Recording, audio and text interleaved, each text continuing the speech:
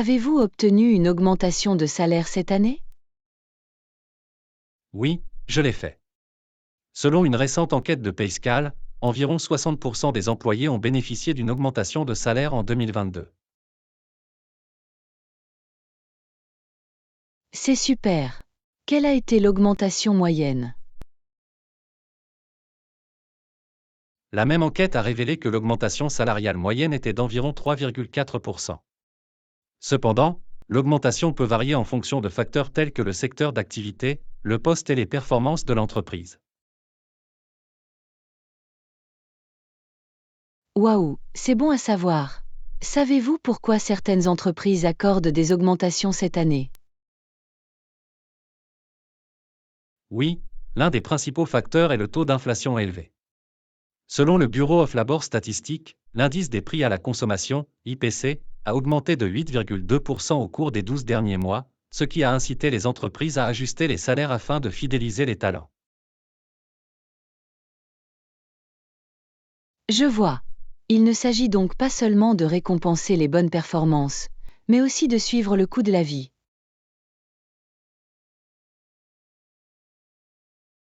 Exactement. Une étude de Mercer a révélé que 70% des entreprises ajustent leur budget salarial pour tenir compte de l'inflation élevée. C'est vraiment intéressant. Je me demande quel impact cela aura sur le marché du travail et sur la satisfaction des employés. C'est une excellente question. Les experts prédisent que le resserrement du marché du travail et la nécessité de retenir les talents continueront d'entraîner des augmentations salariales dans les années à venir. C'est bon à entendre. Il est important pour les entreprises de garder leurs employés heureux et motivés. Absolument, investir dans la rémunération des employés est essentiel pour attirer et retenir les meilleurs talents, ce qui peut en fin de compte améliorer les performances de l'entreprise.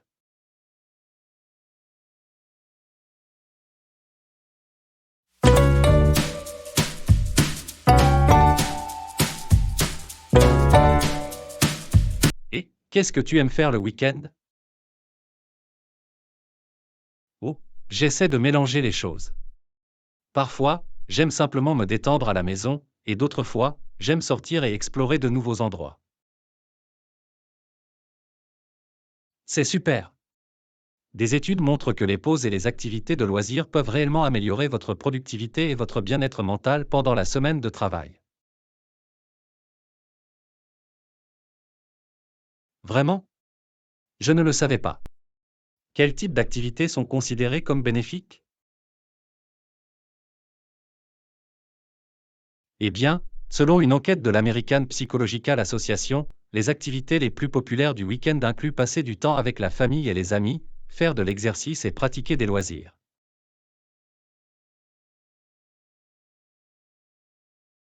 C'est logique. Je trouve que lorsque je peux me détendre et faire quelque chose qui me plaît, je reviens au travail revigoré et motivé.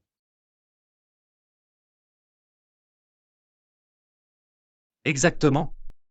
Et des recherches ont montré qu'une activité physique régulière peut également réduire le risque de maladies chroniques telles que les maladies cardiaques et le diabète.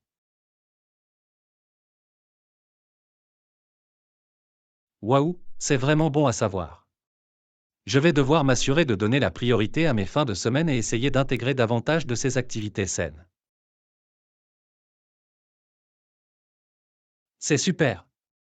Il s'agit de trouver le bon équilibre et de faire ce qui vous convient le mieux. Définitivement. J'ai hâte d'essayer de nouvelles choses ce week-end et de voir comment cela affectera mon bien-être général.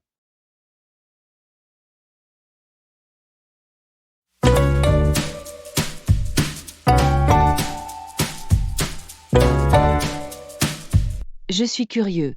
Pensez-vous que le petit déjeuner que nous avons préparé aujourd'hui est sain?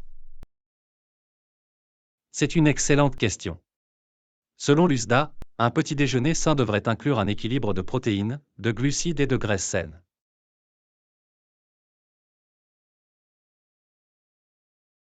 D'accord. En quoi consiste notre petit déjeuner? Eh bien, nous avons mangé des œufs brouillés, qui sont une bonne source de protéines. Nous avons également mangé du pain grillé aux grains entiers et des fruits en accompagnement. Ça a l'air plutôt bien. Mais comment savoir si c'est vraiment sain? L'American Heart Association recommande aux adultes de ne pas consommer plus de 25 à 36 grammes de sucre ajouté par jour. Les fruits sont une excellente source de sucre naturel.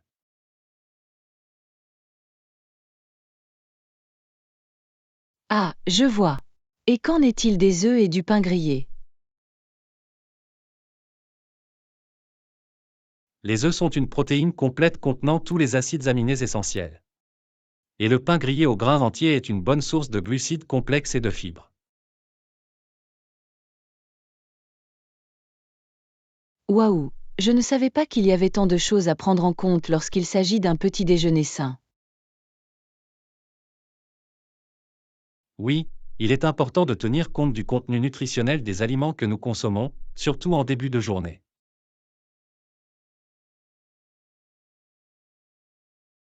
Je suis content que nous ayons pris le temps d'en discuter. Je me sens mieux informée sur la façon de faire des choix plus sains pour le petit déjeuner. Moi aussi. Il est toujours bon d'en apprendre davantage sur le maintien d'une alimentation équilibrée et nutritive.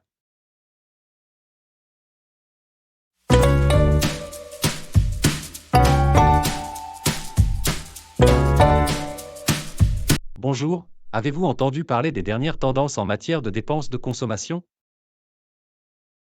Non, quoi de neuf?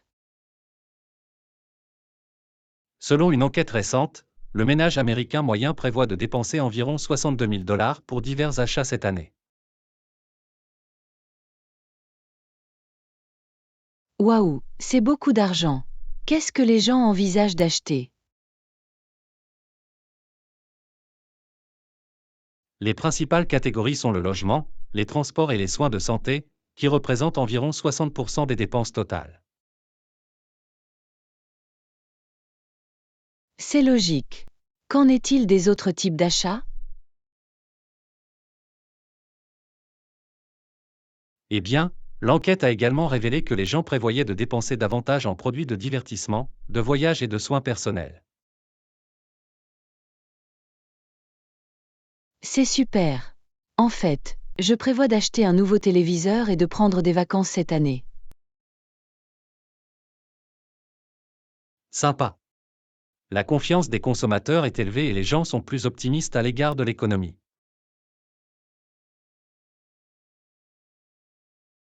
C'est bon à entendre. Je suppose que nous essayons tous de tirer le meilleur parti de notre pouvoir d'achat ces derniers temps. Absolument. Il est intéressant de voir comment nos habitudes de dépenses évoluent. Définitivement.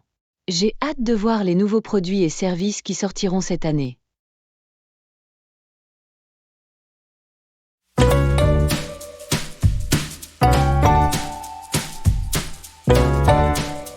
Ouf, le calendrier de ce projet est vraiment serré, n'est-ce pas? Oui, ça l'est. Les délais serrés peuvent mettre beaucoup de pression sur l'équipe. J'ai lu que les projets dont les délais sont serrés sont plus susceptibles de présenter des problèmes de qualité. Le savais-tu? C'est inquiétant. Des études ont montré que les projets précipités peuvent entraîner une augmentation du nombre d'erreurs et une diminution de l'attention portée aux détails. Exactement. Et il n'y a pas que la qualité qui en souffre. Les délais serrés peuvent également être source de stress pour l'équipe.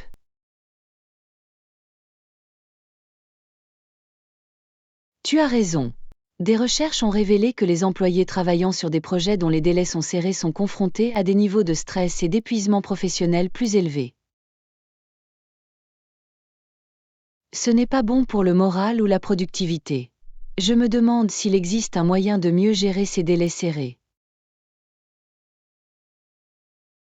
C'est une situation difficile, mais une communication efficace, une planification des ressources et une gestion des risques peuvent contribuer à atténuer les problèmes. Je vois.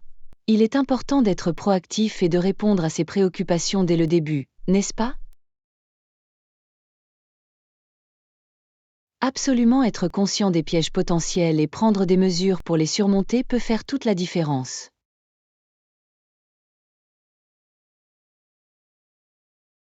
Eh bien, je suis content que nous ayons eu cette discussion. Cela m'a permis de mieux comprendre les défis auxquels nous sommes confrontés. Moi aussi. Il est essentiel de rester informé et de travailler ensemble pour gérer avec succès ces délais serrés.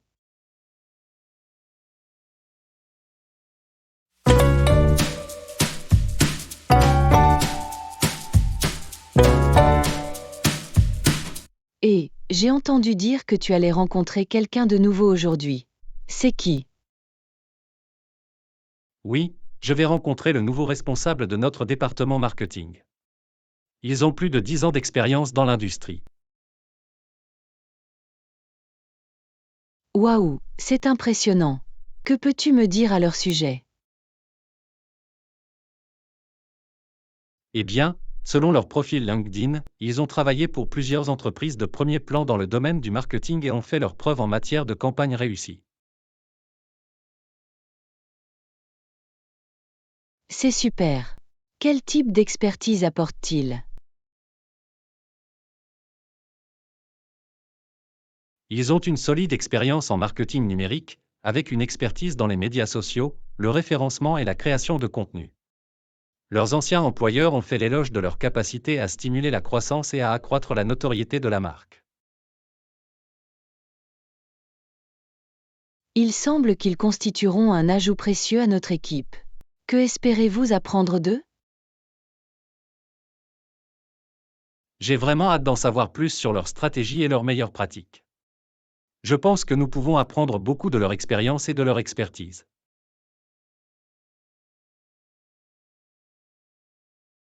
C'est super. Je suis sûre que cette réunion sera très instructive. J'espère que vous aurez une discussion productive. Merci, je suis sûr que ce sera le cas. Je ne manquerai pas de partager ce que j'ai appris avec le reste de l'équipe.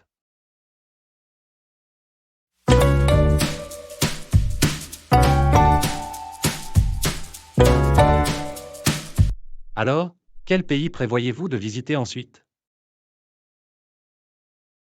En fait, je suis toujours en train de décider. Il y a tellement d'endroits incroyables à explorer. C'est vrai. Selon l'Organisation mondiale du tourisme, il y a eu plus de 1,4 milliard d'arrivées de touristes internationaux en 2018. Waouh, ça fait beaucoup de monde qui voyage. Quels sont les facteurs à prendre en compte lors du choix d'une destination? Eh bien, des facteurs tels que le coût du voyage, les expériences culturelles et la sécurité sont importants. Par exemple, le Global Peace Index a classé l'Islande comme le pays le plus sûr du monde en 2021. C'est vraiment bon à savoir. J'ai toujours voulu visiter l'Islande. Qu'en est-il des expériences culturelles?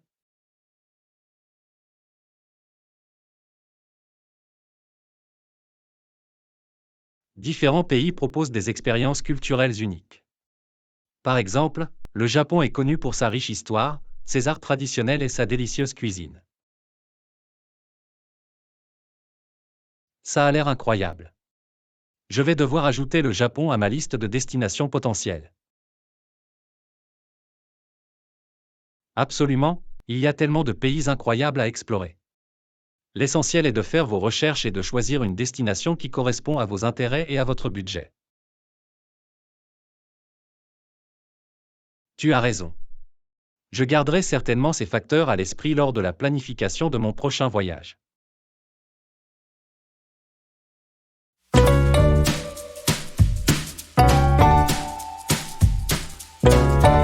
Vous êtes-vous déjà demandé comment trouver la réponse à une question que vous vous posez?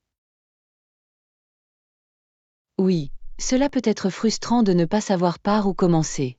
Mais il y a tellement de ressources disponibles pour nous aider à trouver des réponses. C'est vrai. Selon une étude du Pew Research Center, 81% des adultes américains utilisent Internet pour trouver des informations. Waouh, c'est un pourcentage significatif. Internet a certainement facilité l'accès à l'information. Absolument, mais il n'y a pas qu'Internet. Les bibliothèques, les experts et même le fait de demander à des amis et à la famille peuvent être d'excellentes sources d'informations.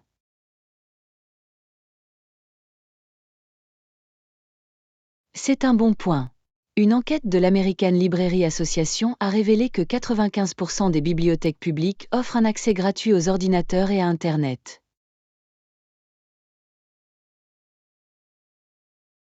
C'est vraiment impressionnant. Il montre comment les bibliothèques s'adaptent à l'ère numérique et fournissent des ressources précieuses à la communauté.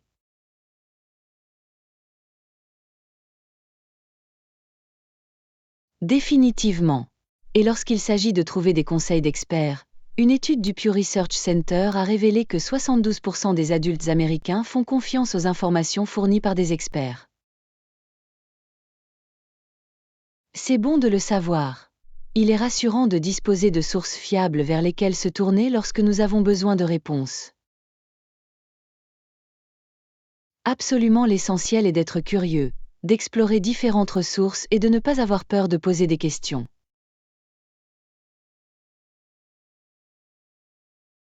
Bien dit. Trouver des réponses peut être un voyage, mais c'est un voyage précieux qui peut mener à de nouvelles découvertes et à de nouvelles connaissances. Exactement. Plus nous en apprenons, plus nous pouvons nous développer et contribuer à nos communautés.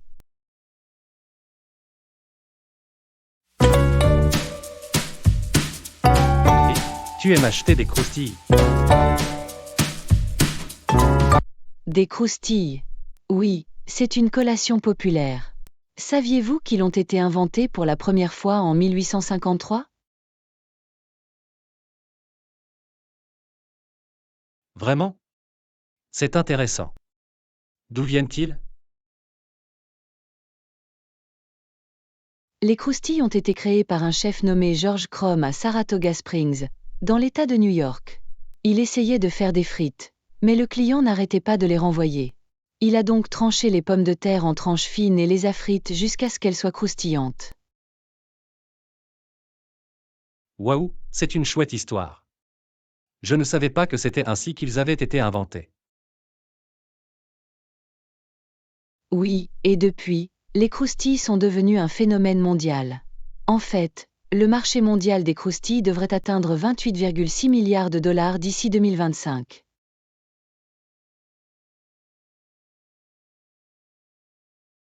C'est impressionnant. Je me demande pourquoi les croustilles sont si populaires. Eh bien, c'est une collation pratique et savoureuse, facile à déguster. De plus, il se décline dans une grande variété de saveurs, des plats salés classiques aux options plus uniques comme le barbecue ou la crème sur et l'oignon. C'est vrai.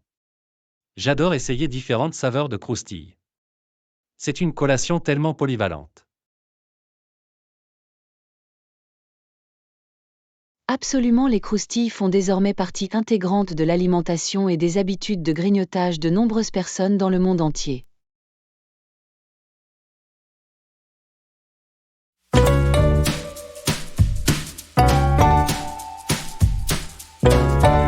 Êtes-vous récemment allé chez le médecin pour un examen?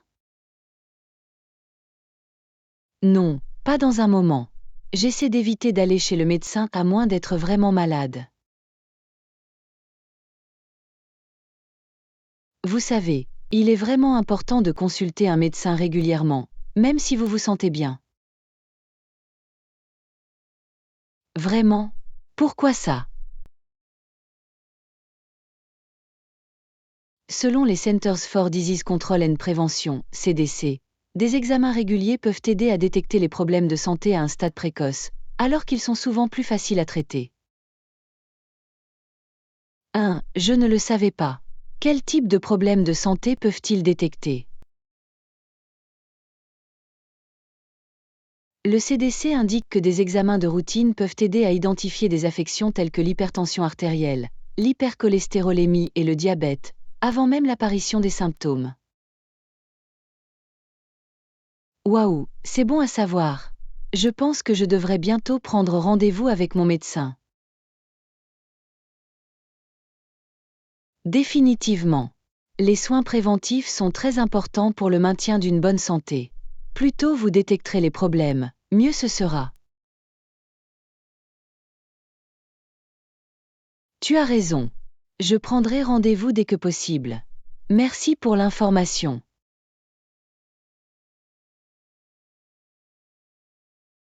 Pas de problème.